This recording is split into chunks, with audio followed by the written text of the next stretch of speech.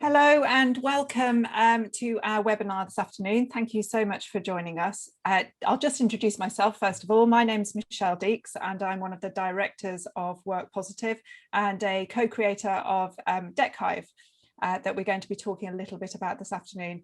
I'm here with my colleague Martin Galpin, who's going to be moving cards around the screen for us as I interview Sarah Lewis. Welcome, Sarah, from Appreciating Change. We're going to be talking all about your Appreciative Inquiry cards this afternoon. Thank you for joining us. Yeah, very exciting. Looking forward to it. Well, let's get straight into it then. Do you want to just start by telling us a little bit about yourself, Sarah, and your background and how you've got here, I suppose?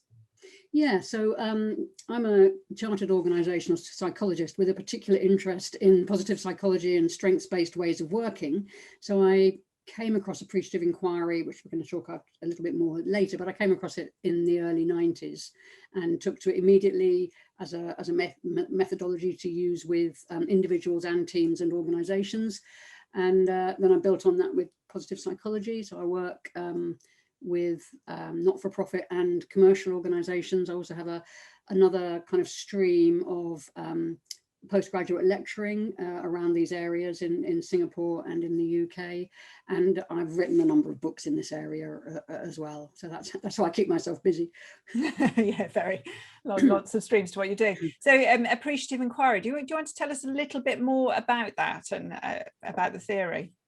Yes, I mean, I can talk about this at length, so stop me when you've had enough. But essentially, it's a change methodology that was kind of designed by David Cooper Ryder again in the early 90s, late 80s, and it's based on the idea that sometimes the way forward isn't to explore the problem so much as to explore the aspiration. So they have this wonderful saying that every problem is the expression of a frustrated dream. So it's really sometimes rather than look at the problem end, we look at the dream end and kind of think, what are we trying to achieve?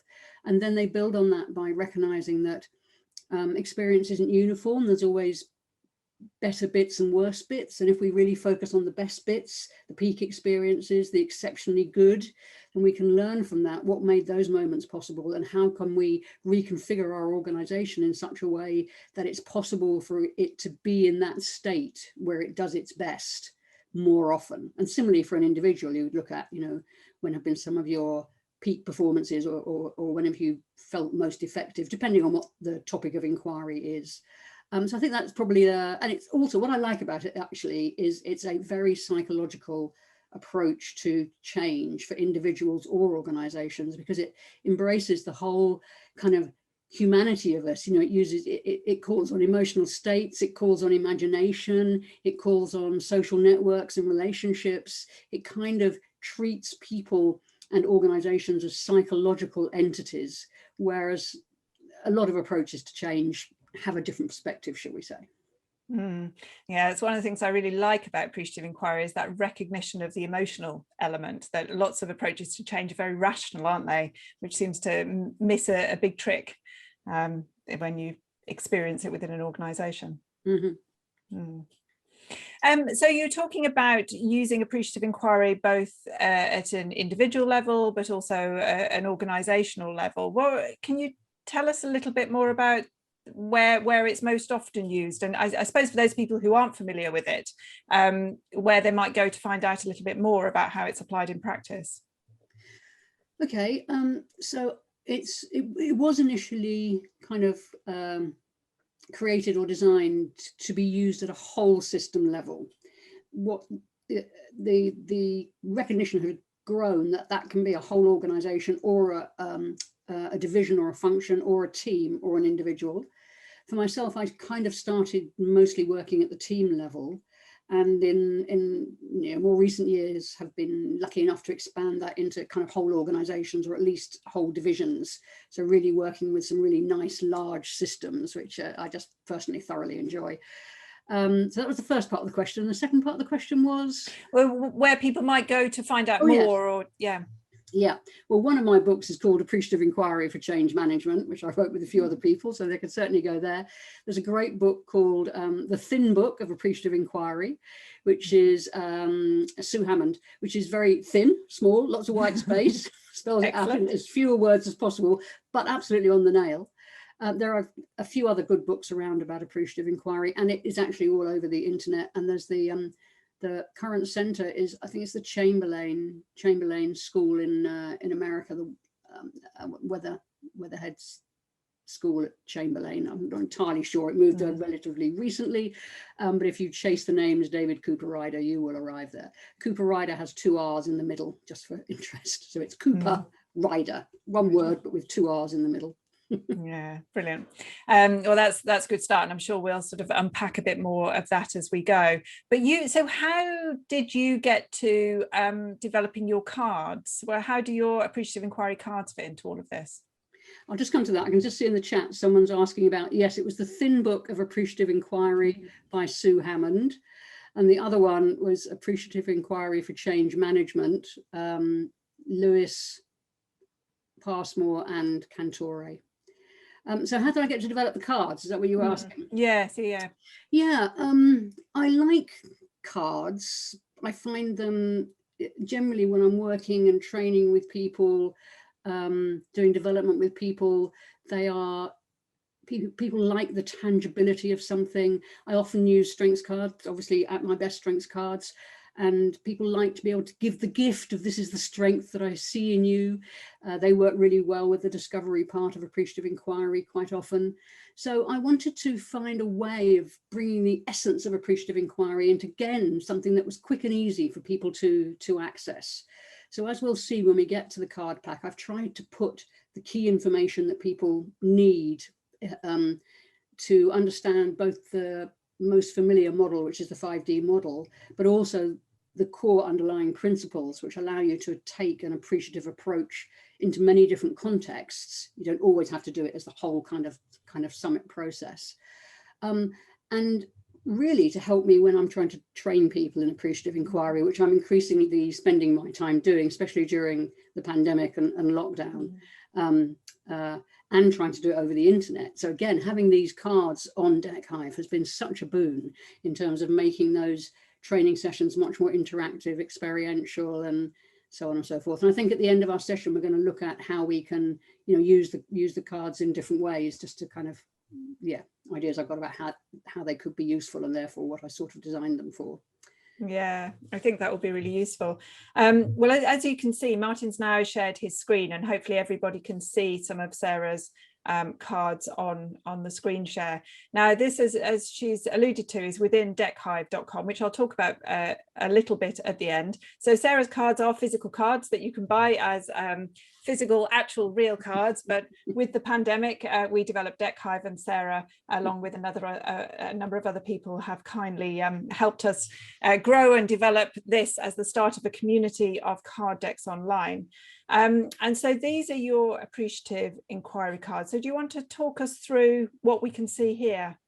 Yes, on the left-hand side in the tray, as it's referred to on Deckhive, you can see there's 4 different sets of cards, and I'll show you what each of them is on the main tabletop over here. So if we look at the one Discover green, so this is from the first set, which introduces the 5D model, the 5 stages of the 5D model. So if we turn the card over, we can see that it just gives us a quick definition of the Discover stage of appreciative inquiry, saying through interviews, surveys, or other means, creating and collecting embodied personal stories of the best of times in the context of the organizational area of interest. So that's what we're doing in the Discover or discovery phase. And that's just a quick kind of summary definition of that.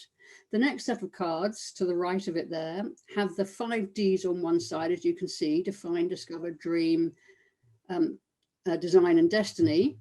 And then on the other side of each of them, as illuminated by the larger oval on the front side, there are some questions to help with the actual appreciative inquiry process. Now, these are as generic as I could make them, because appreciative inquiry is a very context-specific kind of intervention. So you need to make the questions relevant to the particular context. But just to give us a start, and these are very useful in training, some generic questions. If we think about the dreaming stage of the 5D cycle, questions like, how would life be if more of these good things, which we identified in the discovery phase, were happening more of the time?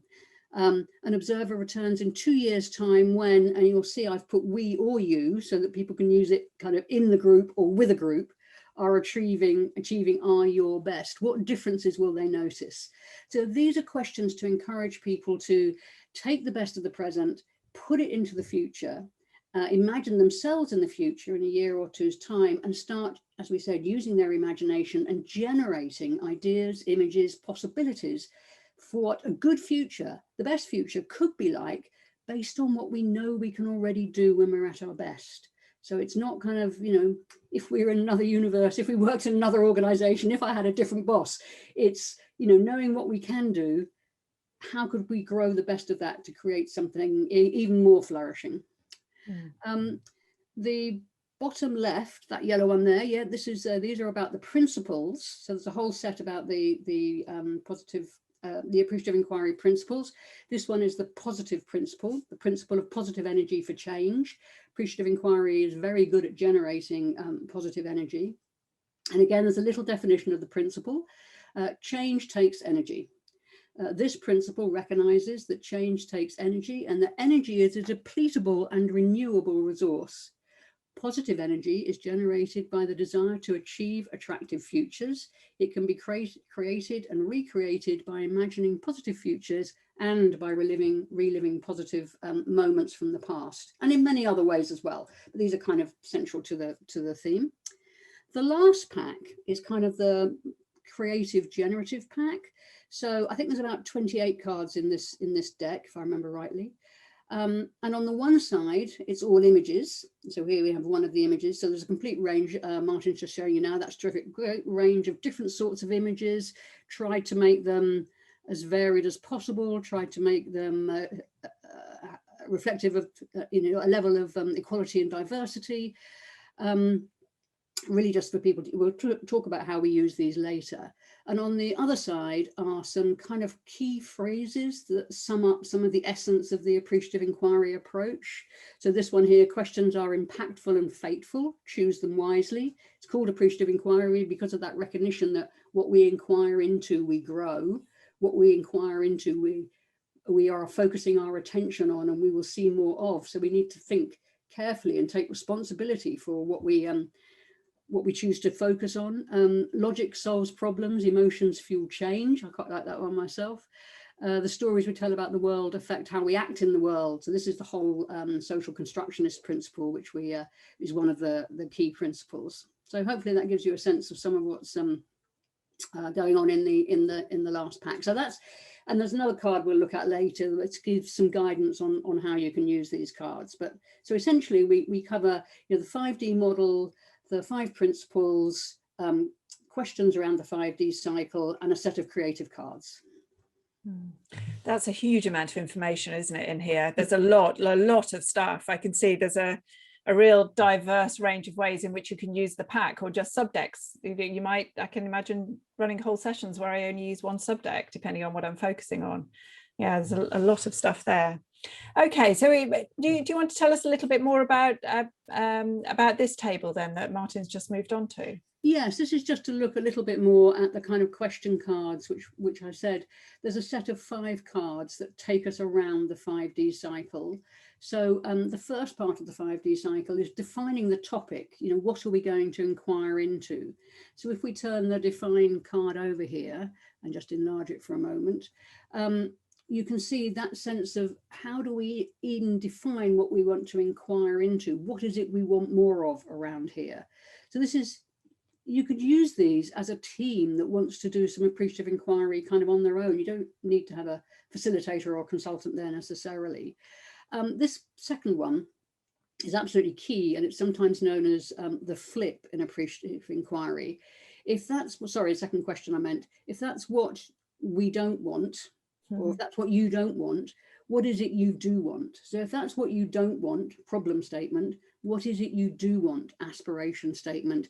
And this is one of the key ways of taking people from their problem conversation, which they can be quite wedded to, because it's familiar, because they know how it goes, because it doesn't offer any hope, and hope is a vulnerability. into this aspirational space, which is more about, well, what do you want? How would it be if things were different? If this problem didn't exist, how would you know? How would life be? Which is a much more exciting place to be, but has an element of risk because you're making yourself vulnerable by having desires and aspirations and hope. See what I mean about the emotions play a big part here as well. Oh, so Martin's just illuminated how we can also use the post-it notes, and he's changed the color to green as well, to add comments either in the group or, you know, and he's starting to think about I'd like more, and that will remain a mystery, clearly. And then on the other card, we can see we've got destiny, which is the last of the 5Ds, kind of what's going to happen from here. Now we've been through the process. And it's interesting, it's destiny rather than delivery, because it's what is possible after the appreciative inquiry experience depends on the nature of the appreciative inquiry experience. You know, what's been created in that group or in that person in that time is kind of the precursor for what's possible afterwards.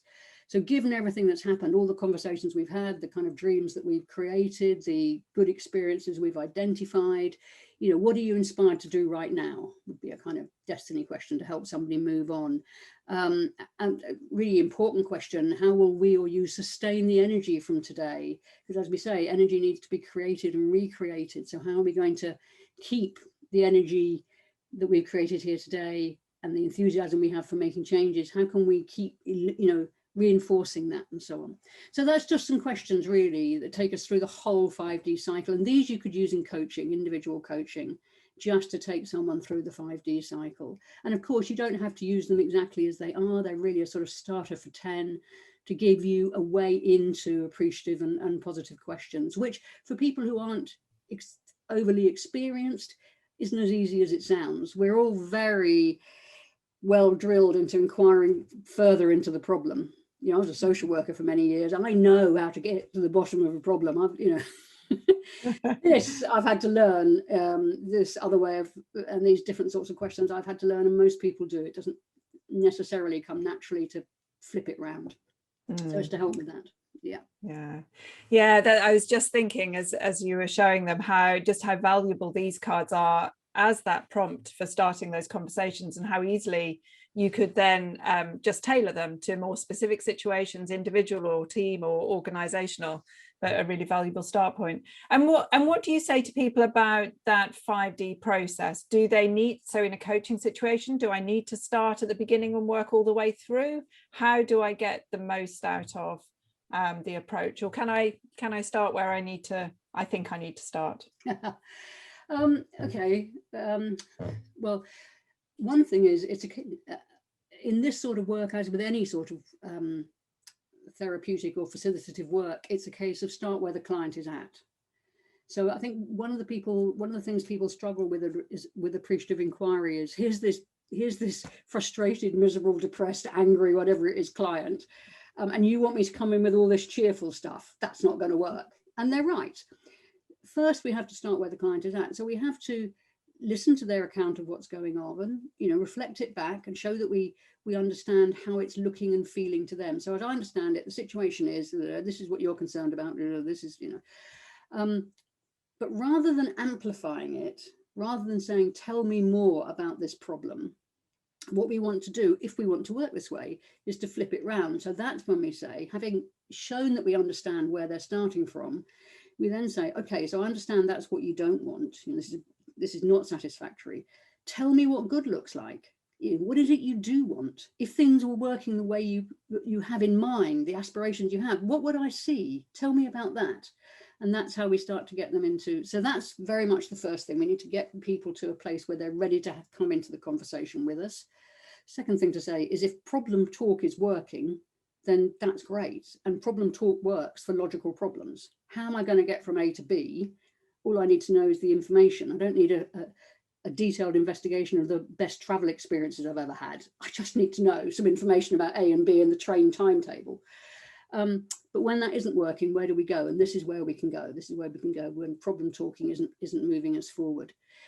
I think you need to start, if you're going to do the 5D cycle, and actually I've just written a chapter, Appreciative Inquiry Coaching for the Workplace, in a new book that's coming out, which is Positive Psychology Coaching in the Workplace, which is an edited text with lots of different individuals writing about their areas of specialism.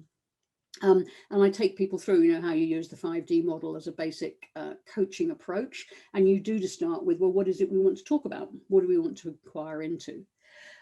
However, as I think I mentioned, and we're going to come to, one of the packs here contains the principles.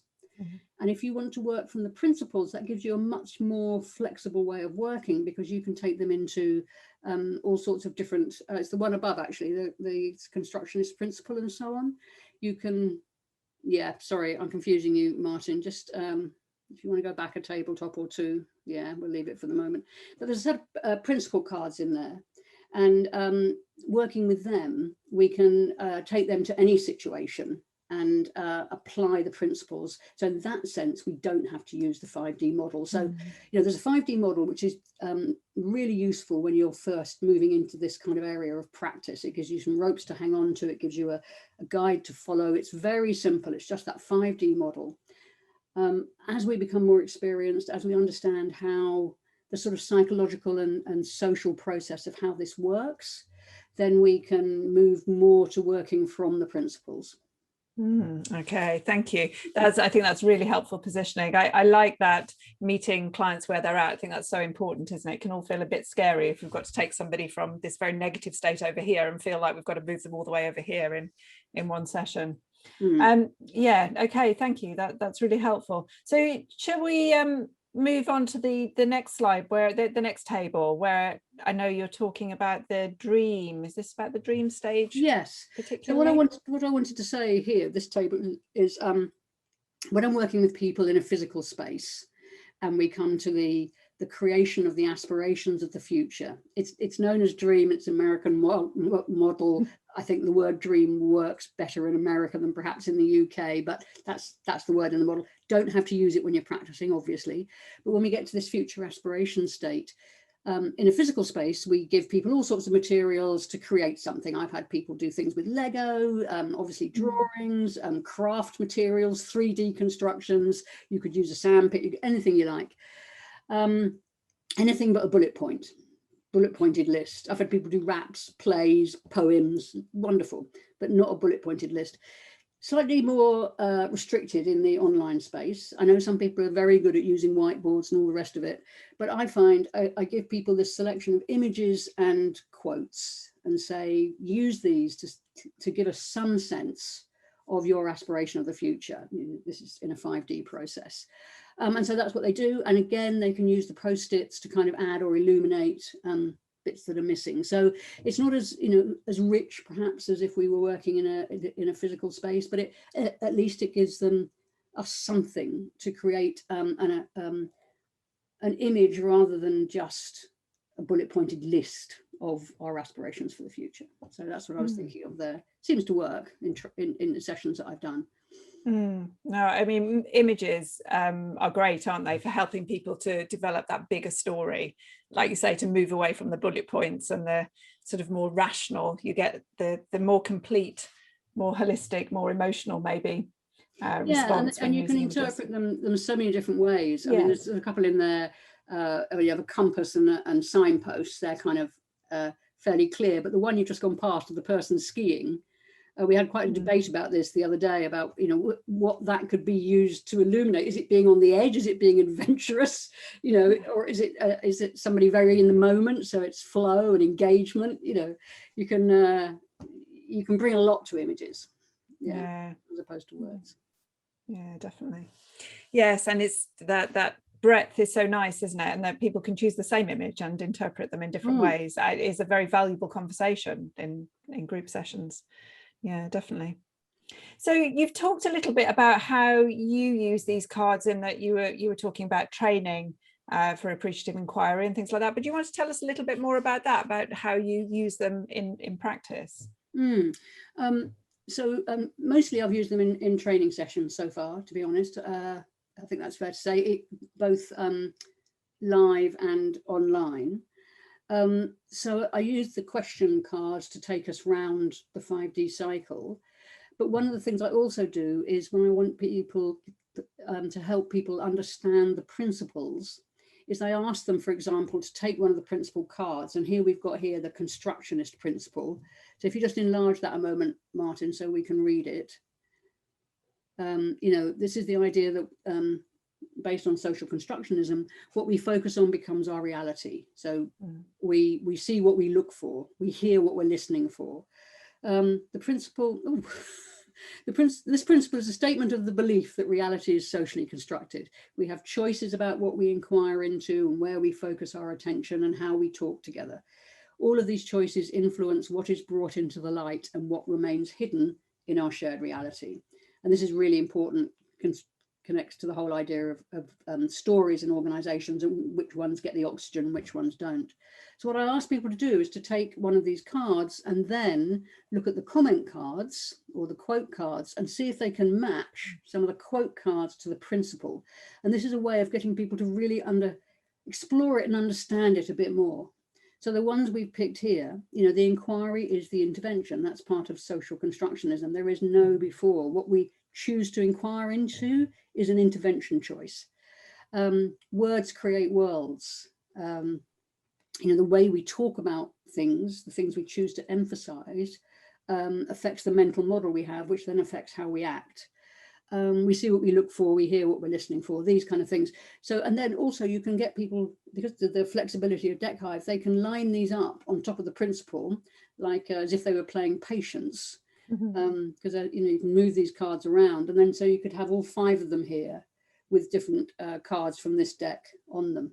Or you could ask people the images they think go with the different principles. The images and the quotes aren't actually particularly lined up. They're just 2 sets of things on each side of the card. But so you can play with it in different ways, just to get people to read it and really think about what does this actually mean, you know, in terms of our understanding of the world or our practice. Yeah, I can see how that would help people just to think about it in a different way and start different conversations. So how do people respond to using the cards for developing their understanding of appreciative inquiry?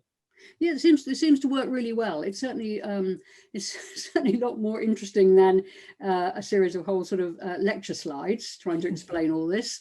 You know, as in any training or development session, the more you get people to engage with the concepts themselves, the more likely they are to sort of take it in. So saying to people, you know, explaining the 5D model and then saying, look at the definition cards. You know, what do you notice about the language? How is this different to how you normally think about change? If you had to put this into your own words, how would you write these different stages of the 5D cycle? Gives something to people, something to play with in a group. So I find their work, you know, it really adds independent learning, and sort of, it just gets the key information there and then they can work with it. I think that's what I'm trying to say. And what strikes me is it seems very fitting with the concept of appreciative inquiry. You know, the sort of energy and the discussion and the debate and the reflection. The cards almost allow that to happen very naturally, don't they? This is what we hope. Yeah. Okay, so Martin's just moved on to the last table there that we've got set up, and you wanted to talk a bit more about this card. I think you mentioned at the beginning. Yes, is sort of my thinking about different ways that we could move it. Could you make that a little bit smaller so I can read the top one, Martin? I'm not sure what happened there. Disappeared altogether. Whee, there we go. Yeah, so as I've said, really, it's a great aid to teaching appreciative inquiry, and that's mostly what I've had the opportunity to do. As an aid memoir after training. So when I got to use these a few times physically before we all went into lockdown, that's what we did. Was we gave everybody a set of these cards after the training to take away with them, because I think, you know, just an easy way to remember some of what was going on. I'm hoping, I haven't had a chance to try this with anybody yet, but I'm hoping they would be great for preparing for a specific appreciative inquiry intervention. So anybody who's perhaps not done it much before, wants to have a chance to look at some questions. I mean, there's questions everywhere, but here's a set of questions to get you started. Think about how they might take a group around the 5D cycle, remind themselves of the principles, make sure their process is reflecting those principles. If needs be, they can use the cards for the dream stage if they haven't got access to other materials, so they could think about how they might use those. Certainly for an individual coaching session, same kind of thing. You've got everything there that you need. I'm interested, I think you could use them for a self-guided group intervention. You know, if a team leader or a manager or a leader who's interested in this way of working and wants to do something with their team, even if it's just discovery interviews, which are such a great tool in themselves and are so versatile, they've got something to get them started, you know, and to bring into the group. Now, explaining appreciative inquiry to potential colleagues or clients, I haven't had to do this recently, but over the years, I have often had to go in and try and explain to people what this is all about, especially when somebody in HR or L&D is interested, but has to explain it to a commissioner, you know, a line commissioner. And I think these would be a really great way of doing that, again, because they're tangible, because people can read and reread and they can pick up and question. And it's just, and it's, you can do it in separate kind of sections, rather than just sort of talking endlessly, which is what seems to happen. And moving from appreciative inquiry process to practice. So this is what I'm saying about as we become more experienced, it's not just about taking people or teams or organizations around the 5D cycle. It's about working in an appreciative way in lots and lots of different contexts, and being able to use micro moments to have a positive or an appreciative kind of impact and intervention. That's the aspiration. So you know, I'm hoping that by having the principles in there particularly and the sayings, that this will help people to remember the kind of, not just the method, but the philosophy behind it, that they can then take to other settings. Yeah, I can really see how that could work if you were using the cards, either the physical ones or through Deckhive, and had these open as at the starts of team meetings or things like that. If you were trying to move towards that appreciative practice, there are some nice, easy exercises I would have thought you could do just to get people into that frame of mind and that way of thinking. Yeah, it sounds like lots of, I've got lots of questions I'd like to ask about all those different ways, but I've seen that there are lots of questions in the chat. So maybe we should see if we've got some of those questions that we could answer now. So we've got a few minutes. I will just open up the chat and see. I know you've answered a couple as we've gone. All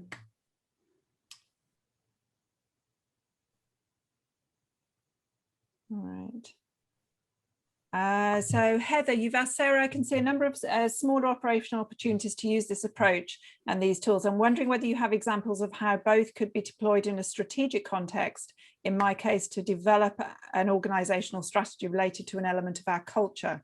Big organization, big system, big challenge, something that the design team could use, of course, but more broadly, what is the biggest realistic audience before this becomes unwieldy?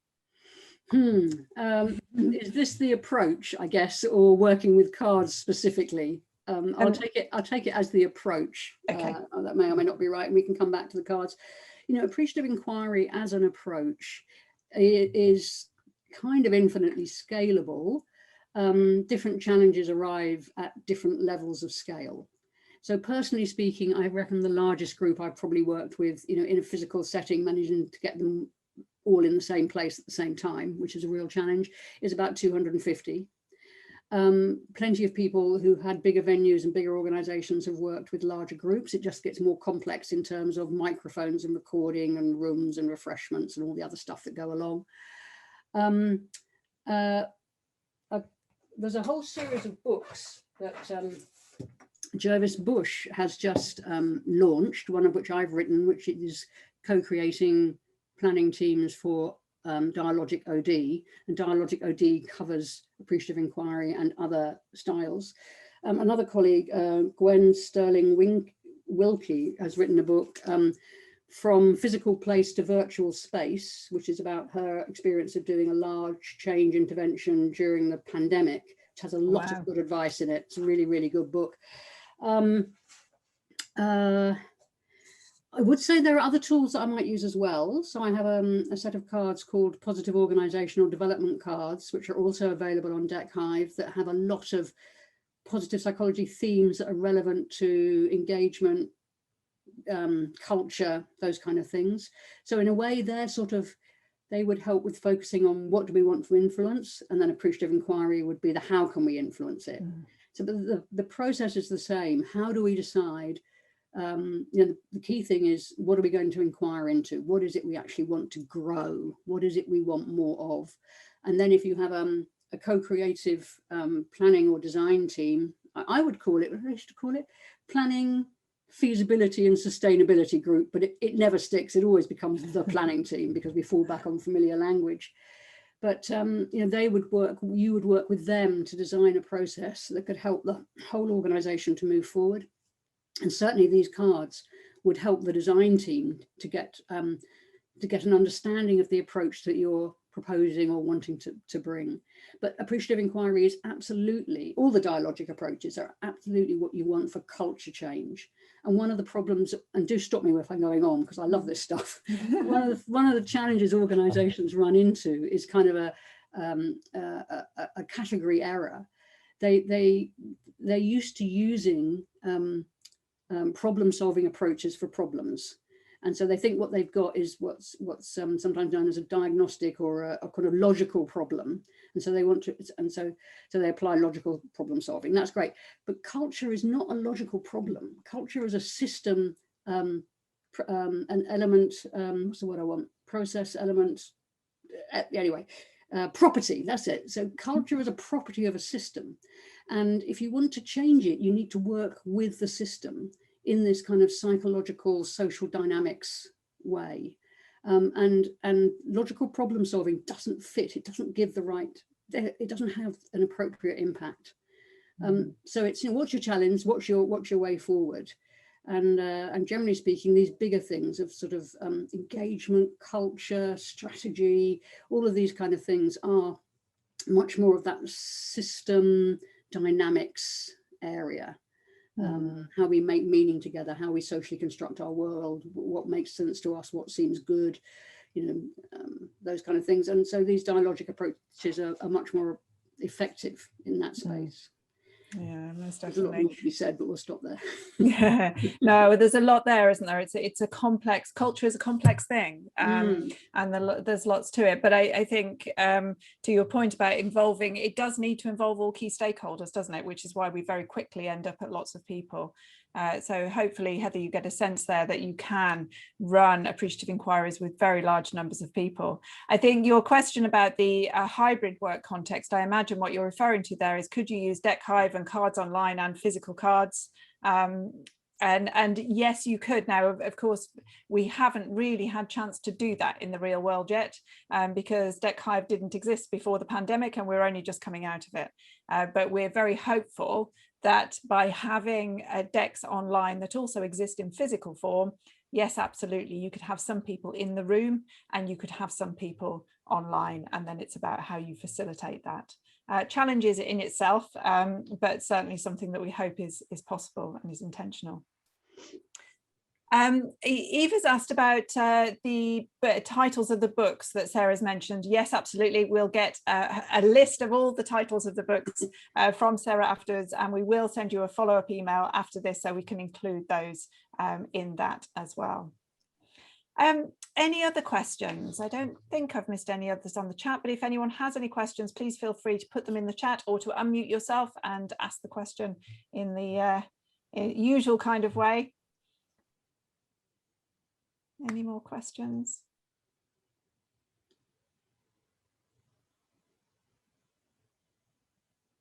No. Well, I'm also conscious of the time. But is there anything else you wanted to, oh, actually a point I was going to say, Sarah, because you were talking about your positive organizational development cards there as well. Hopefully we will have another one of these sessions and do the same thing and talk about how those came to fruition and how Sarah uses those and demonstrating those on another occasion.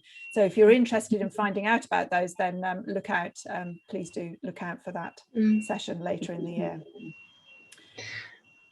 Is that somebody who's got a question? I haven't got a question, but I just wanted to say what resonated with me and really confirm what Sarah said about recently I worked with a very dysfunctional senior management team, and when you really want to acknowledge where they are now, but don't dwell on the grievances, complaints, and really end up with 3 workshops talking about conflict resolution. We focus on future aspirations and, you know, imagine that future. And it doesn't mean ignoring the present or the past, but it's taking, in this case, the client, the team, in a healthier space or space more ready to talk about the difficult stuff when they were able to see the future they want to create. So that's really, interesting. It resonated with me. Yeah, I always say to groups, we're talking about the same thing, just a different way. We haven't gone off the topic. Every problem is the expression of a frustrated dream. If we didn't have the dream, we wouldn't know we had the problem. If we didn't have a sense of how things could be, we wouldn't know that now isn't matching up. So let's talk about our sense of how things could be. We are still talking in the same space about the same thing. We're just talking about it differently, and that allows us something different to happen, which, to be honest, most people, because they've been round and round and round this problem, because problem talking hasn't solved it, is such a relief. Once they agree to come with you and let go, and they start getting excited, it's, you know, the whole, the energy in the room changes. But it can take people a little while to get there, because they think they're doing the right thing by going deeper and deeper into the problem. But I really like that you're not changing what you're looking at, you're just changing how you're looking at it, aren't you? Yeah. Just shifting the perspective. Yeah, brilliant. I love the demos that Martin was giving. Thank you. I think that was really helpful in seeing how they could be used online and the different permutations. So if there is any more spare time, I'd love to see the cards in use a little bit more like that, but I don't want to deprive anybody else of question time. Well, definitely we can show the cards again in a moment. We'll come back to that, Heather. Has anyone got any other questions before we do that? Because maybe as we do that, I'll explain how Deckhive works, because a couple of people have asked about that. Yeah, I was going to say there's a question about the more operational part of it, and also and then how to purchase if one decides. Let's go straight to the point. Well, maybe let's do that. And then if you do have any other questions specifically about appreciative inquiry or what Sarah's already talked about, then please do put them in the chat and we'll come back to that in a moment. But Deckhive, as you can see, is basically the cards online. So for those of you who haven't come across Deckhive yet, it's essentially an online platform that has a wide variety of cards on it that we're adding to all the time. We're still in beta.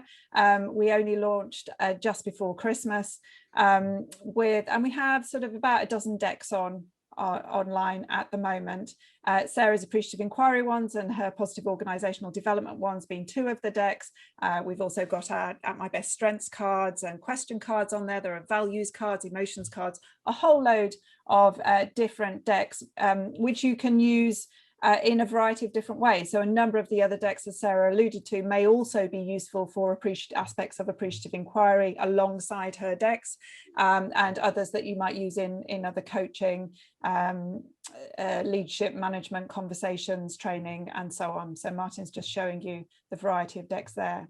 So you can see within the deck, when you click on the deck, you get some information about it. So if you look at Sarah's decks, she's done a couple of videos. Here's her Positive Organisational Development ones with some information on where they are most useful and some information on how to use them. So there are some downloads there. So if you can't wait until the webinar that we do later in the year, you can get started with the information that's there. And there's also a link to Appreciating Change, Sarah's website. So again, for you to be able to get in contact with her, we will send you an email, but you can always go to that link on the Deckhive site and get to Sarah and her website and more information about her cards and her approach. Now, Deckhive itself, as I say, it's in beta, so we're just going through a bit of an evolution. So I'm going to try to make sure that this isn't confusing, but to be as clear as possible in how it works. It currently works that you buy a deck of cards, which then you would keep. They would sit on your dashboard, and then you buy guest passes. You can see in the top right-hand corner that the little Deckhive symbol, and where you can buy guest passes there. And then you would use those passes when you invited people into your session. So as you've just seen, Martin's just shared his screen and shown you how Deckhive works. How it works when you're using it in the real world is you invite people into your session and they join you, and then they're working on the same table with you. So they can move the cards around, you can move the cards around, you're all as though you're working, standing around a table in a room. We haven't got that model right. We're very aware that that's a bit cumbersome, the way that works. So we're about to move to a subscription model. The big advantage of that for you is that then it will be one subscription which will give you access to all of the decks of cards. So then that will allow you to play and experiment and use one deck on a Monday, a different deck on a Tuesday, and so on, without any incurring any further cost. So you could use both of Sarah's decks within that and the other decks as well. We're also going to change to a system whereby we have sessions rather than guests. So you will be able to invite as many people as you like into one session, and it's all under the one subscription. So you won't then be having to worry about, oh, I've got 5 guest passes left and I can only, I need to invite 6 people in and so on. So it make it much more cost effective, particularly for the sort of things Sarah's just been talking about. If you want to be running things with larger numbers of people and having team sessions and so on. So you will be able to invite as many people as you like into a session. The way Deckhive works, if you haven't already used it, is it opens as a separate application. So it's a separate tab. It doesn't open within Zoom or within Teams. So you use Zoom as your communication mechanism, or Teams, or even the old-fashioned phone, and then you open Deckhive. So the tech itself can cope with having lots of people in it. The challenge is you, me, us as facilitators managing lots of people. So our advice would be try it with a small number first and then sort of build up to those bigger numbers. We run other webinars, other free webinars on how to use Deckhive. So if you're interested in those, we can put, again, a link to all of our webinars in the email we send out to you. So if you want to come along and have a play or find out more about how Deckhive works in practice, just the nuts and bolts of it, then please do join us for one of those.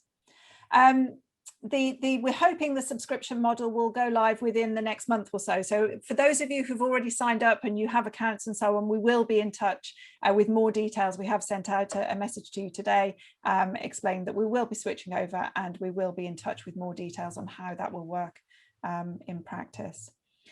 Somebody's asked about subscription costs. So there will be 2 levels of subscription. Well, there'll be 3 levels. There'll be a free level, but then you won't have access to the professional deck. So if you want access to Sarah's cards, then there will be 2 levels of paid subscription.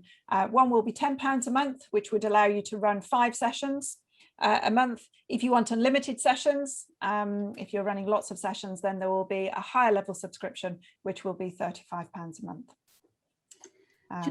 Just to yes, Sarah. I was just thinking about people who kind of want to maybe access Deckhive now. You will have transition arrangements to the subscription model for people, so not to be put off signing up now. Yes, that's a really good point. Yeah, we will. If you need the cards, if you want to get going now, do. Don't let it hold you back, because we will just transition people over, and we will basically translate anything you pay into credit on the subscription.